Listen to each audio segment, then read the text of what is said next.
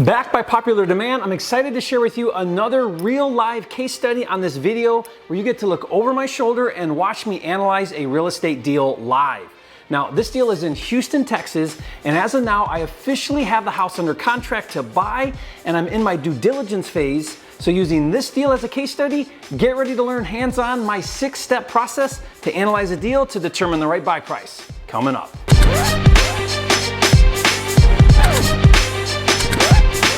For a limited time, you can get a free copy of Jerry Norton's Deal Analyzer software, which runs the numbers on any property for you in seconds. Get it now at mydealanalyzer.com. Hey, if you're new here to this channel, I'm Jerry Norton with FlippingMastery.com, and this channel is all about ways to help you make money wholesaling and flipping real estate so you can live your dream life. Be sure to subscribe and click the bell icon to get notified when new videos are released. Now, this is probably my favorite style video here on my channel because instead of concepts and theories, we actually look at real life deals. So if you're a hands-on type learner like me, then you're gonna love this live action style video. But before we get started, I wanna point something out to you. I've been wholesaling and flipping houses full-time for 16 years now, and I do deals remotely all over the country. Everything I'm doing from A to Z on this deal, from getting the lead all the way to closing and getting paid, regardless if I decide to wholesale it or fix and flip it, is done remotely from my home office. Now, I live in Phoenix and this deal is in Houston, and I will never step foot in this property. Now, if you think that's pretty awesome, leave a comment and say, Jerry, you are a flipping genius. Show me how to wholesale and flip houses remotely, and I'll send you a free report for how to get started wholesaling houses virtually. Roll up your sleeves, let's dive in. If you've been following me and watching my videos, then you'll know that I have a very unique style to analyzing deals and making offers. I'm a big fan of doing minimal due diligence initially, making lots of offers with due diligence contingencies, and then once offers are accepted, at that point, dig in and do a deep dive analysis. Now, this is the perfect example. We currently have this property under contract with the seller with a 30-day closing with a $500 earnest money and a 10-day due diligence clause. Now, that means if for any reason I find new information or uncover something I didn't know that would change the price I can pay during that 10-day window, I can renegotiate or back out of my contract and get back my earnest money. Following this technique of quick fire offers means I can make 10 times more offers, allowing me to uncover the real motivated sellers and focus my time on only doing detailed analyses on deals I have under contract. Now, I did a video that explains how I follow this technique to make 100 offers a month in a fraction of the time. I highly recommend you watch that video and rethink how to analyze deals and make offers. Now, I'll put the link to that video in the description box below and you can watch it later. But now that I have the contract on this property, my first step of detailed due diligence is to do what's called comp the property. On this particular deal, I'm going to show you how to establish value at the bottom and at the top. Now, what I mean by that is I want to find out what the distressed properties are selling for as is to cash buyers at the low end, the bottom, and I also want to find out the value of newly renovated nice homes that are selling for retail at the top after being fixed up. Now, the bottom tells me what I can wholesale it for, and the top tells me what I can fix and flip it for. Now, since I do both wholesaling and fix and flip, this is important for me to understand. Now, I'll show you what I mean in a minute, but first, in order to properly comp a property, we need to follow 3 basic ground rules. Rule number 1 when comping a property is to only look at the neighborhood of the subject property. Now, if you're unsure, then avoid crossing major roads. Now, some people follow a 1-mile radius or a half-a-mile radius. That's a faulty way to do it because you could cross over 3 major roads in a half a mile and be in a completely different neighborhood. The better you understand your neighborhood, the easier this is for you to do. Rule number 2 when comping a property is to not look at sold homes that are too old. As a general rule of thumb, don't look at homes that sold more than 1 year ago, and if we're in a declining market, tighten that up even more. In 2009 and 2010, after the '08 crash, I would only look at comps that were under 90 days. And finally, rule number 3 is to only look at comps that are what I call relevant. And what I mean by that is comps that are similar in features such as size of lot, style of home, year built, square footage, beds and baths, etc. It's impossible to be exact, but the more relevant the comps, the more accurate the comps. Comping properties is one of my favorite things to do. The purpose of comping a property is to find enough supporting data to justify the value of the subject property you're comping. In our case, the as-is cash value and the after repair value, or ARV. Now, I like to find a pattern or a trend. The more supporting comps, the more confident I am in my values. So if you're ready, let's do this. Let me show you how to comp my deal for free on Redfin.com. Redfin is my favorite free site, but they're not in every market. So if they're not in your market, you can do the same thing on Zillow.com. Now, I did a video that walks you through how to do that. Link in the description. Okay, the first thing I'm gonna do once I get on Redfin is I'm gonna look up my property. Then I'm gonna click the neighborhood tab, which skips me to the bottom. Sometimes Redfin just gives the zip code right here, and sometimes, like in this case, it breaks it down by the neighborhood, which it did with this deal. So once I click on that neighborhood link, it opens a new page with a split screen. On the left is a map with boundary lines around the neighborhood, and then data with filters on the right. Now, it automatically defaults to active homes for sale without any filters. Step 2 is to redo the boundaries if need be. On this particular deal, this whole area is the same neighborhood and the subject property is located right here in this area.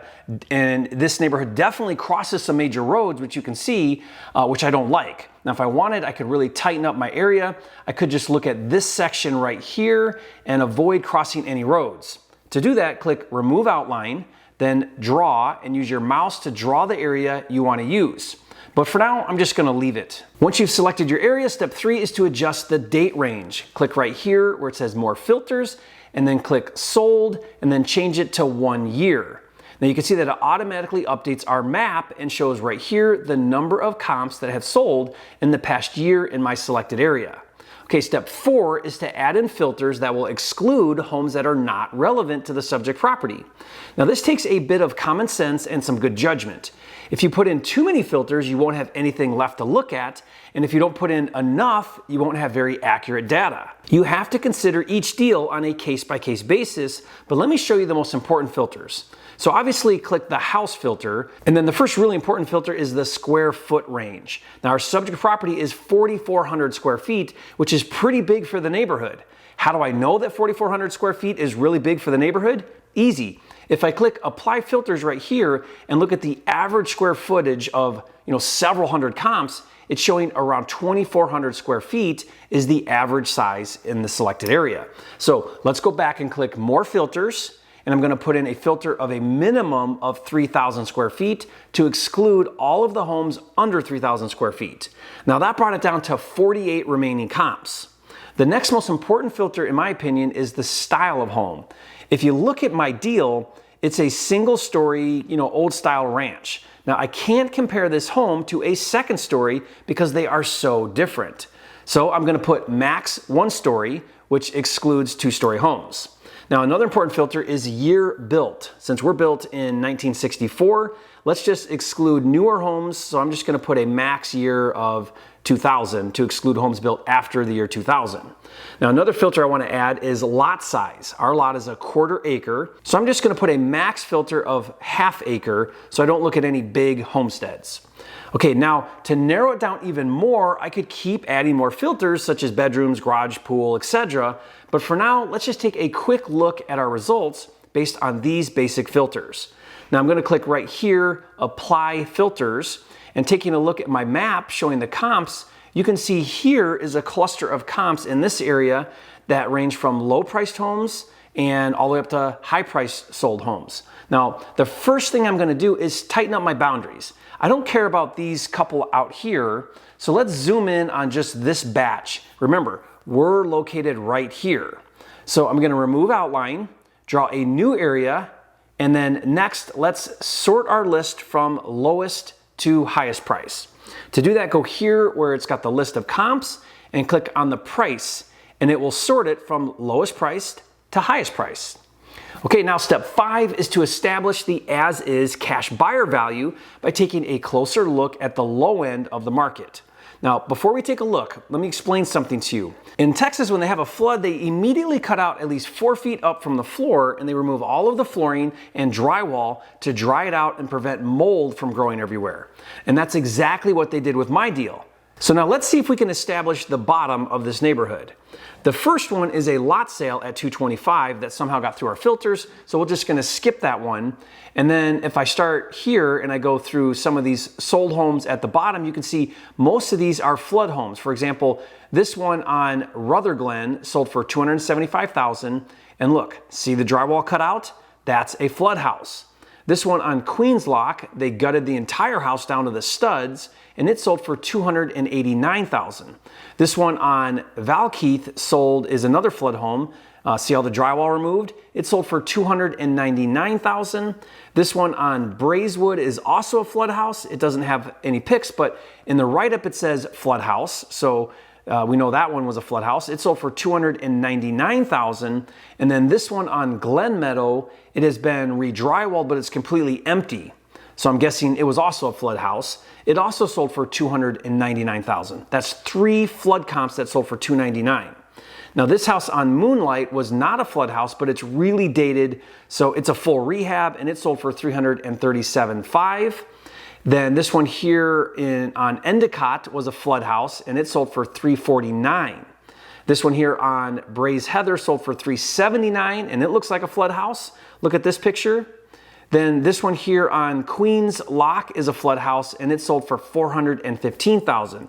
And the rest of these here are all renovated homes, and we're gonna come back to that in a minute, so keep watching. But first, let's look at the 9 sold homes at the bottom that are mostly flood homes, and then let's pull out the lowest and the highest priced homes.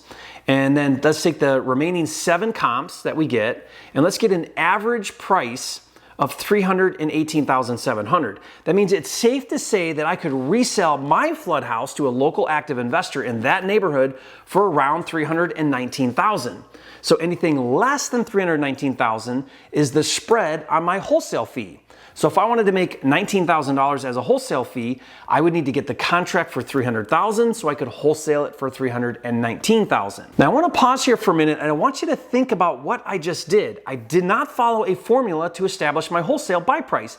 I simply established the as-is cash buyer price using relevant comps that recently sold in the same neighborhood. Now check this out. Maybe there's something else going on, I don't know about it yet, but I have the contract on this deal for $220,000. So potentially I could wholesale this deal for $100,000. Now we'll see what happens. All right, step 6 is to establish the ARV for fix and flip. Now let me change my price filters to see the high priced homes in the neighborhood. I'm gonna put a minimum of $450,000. So that filtered out and gave me the 6 comps that are all renovated. Now the square foot ranges up and down on these, but if I look at the average sale price, it comes in at around $564,500. But our house is a lot bigger. These comps average around 3,600 square feet, and we're 4,400 square feet, so I am gonna bump my ARV to $600,000, but I don't wanna go really that much higher than that for this neighborhood. Now, as far as what my deal will need to look like, this comp right here is the model fix and flip because the style is very similar. Now take a look at the finishes. This was really well done. It's staged, it looks really good. This is what my deal will need to look like in order to get $600,000 on a resale for a fix and flip. And as far as cost of repairs, that one is easy for me. I recently did a 4,500 square foot rehab on a Houston flood house, and I know my exact cost. It's $150,000 to do it right and make it look like that comp. So here's how I run the numbers for a fix and flip. I am gonna follow the 70% formula, which is I need to buy it at 70% of after repair value less repairs. So if I take $600,000 times 70%, less $150,000 in rehab, that equals $270,000. But as of this recording, I'm currently doing an additional discount I call the coronavirus discount, which is usually another 15 to 20% off of my desired buy price, which brings me down to $220,000 as my fix and flip buy price. Now, by the way, I did a video where I break down how to do the coronavirus discount. I'll put the link to that video in the description and you can watch it later. Interestingly enough, following the 70% fix and flip formula, that leaves about a $100,000 profit. That means currently at my contract price of $220,000, I could potentially wholesale this property for up to $100,000. And if I did all of the work to rehab it, I could make $100,000 doing a fix and flip. Seems like a no-brainer to me to do a wholesale. Now, one final thought about this particular deal and this market, since in this neighborhood, clearly sellers are listing and selling their distressed properties on market. All of these distressed flood houses were listed for sale on market with agents. Now, one idea would be to purchase this home for $220 off market and then turn around and list it for sale on market for $324,900 and see what happens. Now, I'll incur some cost to buy it and resell it, but there's a lot of spread on the deal. So you tell me, what would you do if you had the contract on this deal right now for $220,000? I'd love to hear from you. And if you'd like to see more videos about what happens with this deal, leave a comment and let me know. And also let me know if you like this style of video where you get to look over my shoulder using real live deal case studies.